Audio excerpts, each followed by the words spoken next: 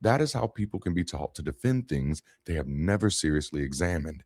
That is how cruelty can be rationalized, exclusion can be sanctified, and harm can be reframed as righteousness.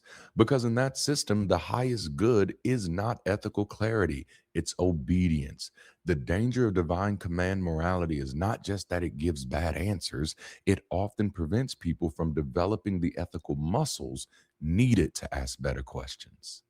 One of the reasons religious morality is so persuasive is that compliance can produce beautiful things. It can produce generosity. It can produce discipline. It can even produce community service. It can produce sacrifice. It can produce forgiveness. And those things are real. They matter. They can help people. They can make lives better.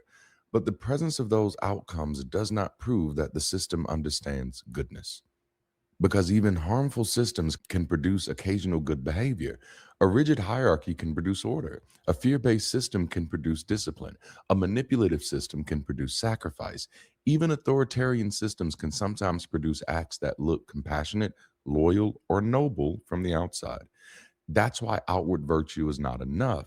The real question is not whether a system can produce admirable behavior under favorable conditions. The real question is what that same system permits, excuses, or glorifies when authority demands harm. That's the test. If a system can produce generosity one day and justify cruelty the next without changing its core logic, then generosity was never the foundation. Obedience was.